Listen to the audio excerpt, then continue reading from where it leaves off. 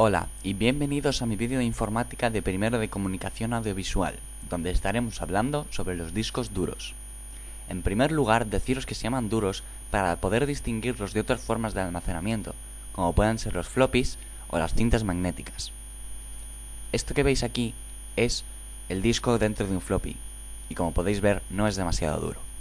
Pero bueno, a lo que nos atañe. En primer lugar, ¿cuáles son las partes que componen un disco duro y cómo funcionan? La parte más crucial e importante de un disco duro son los platos, ya que es donde se almacena la información. Esta información se almacena en forma de presencia o ausencia, unos o ceros, de un material magnético que recubre cada plato. Un disco duro puede incorporar desde un mínimo de un disco hasta más o menos 5. Esto, junto con la densidad de datos, determinan la capacidad total de un disco duro. Hoy en día, la media de lo que nos solemos encontrar en las tiendas ronda entre los 200 y los 500 gigas, mientras que hace cosa de 15-20 años, la capacidad de estos discos era de 10.000 a 100.000 veces más pequeña. Aquí, por ejemplo, podemos ver que la capacidad de este disco es de 42 megas. Sin duda alucinante, casi podemos mandar lo mismo en un email. Otra característica importante es la velocidad de rotación del disco, que influye de manera directa a la velocidad de acceso a este.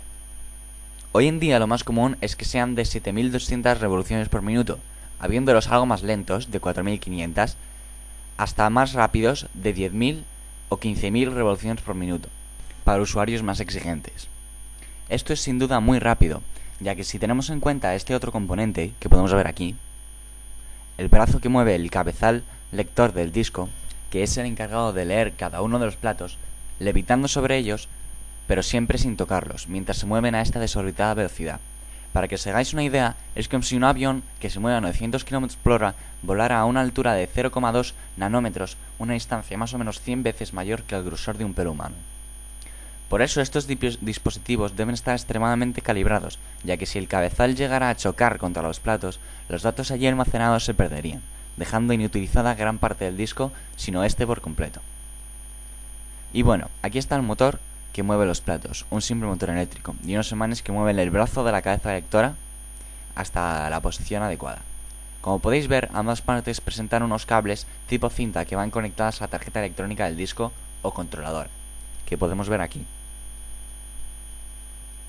Esta es la encargada de recibir las peticiones de información del usuario y por lo tanto de mandar esa señal que mueve el cabezal hasta la posición indicada para así leer, recibir y mandar de vuelta los datos. Esto se hace vía una interfaz que conecta el disco a través de un cable a la placa madre del ordenador. A lo largo de la historia de los discos duros ha habido diversas. Esta en concreto es IDE, que la siguen usando los lectores de CD y DVD, sustituida no hace mucho por la SATA y la SATA 2, común en los discos de hoy en día. Además, podemos también encontrar actualmente discos duros externos, también con multitud de interfaces de conexión, USB, Firewire e incluso conexiones de red. Junto a ella podemos observar esta otra conexión que es una toma de corriente, y junto a esta unos pins que son los denominados jumpers. Estos, en este tipo de disco, sirven para determinar si un disco es maestro o esclavo, que es como una especie de jerarquía utilizada en los discos duros, además de otros factores. Los SATA, por ejemplo, ya no contienen jumpers.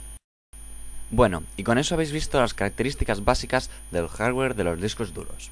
Recordad que para más información, Internet es siempre un pozo sin fondo. Y si os han gustado los cachivaches que aquí he mostrado, os recomiendo que si tenéis un disco inutilizable, que hagáis una sesión de Biclomanía. Los llaveros, por ejemplo, son siempre un éxito. Pero como siempre, seguridad y precaución son lo primero. Lo segundo, que no os carguéis nada que funcione. Espero que hayáis disfrutado de este corto y hasta la próxima.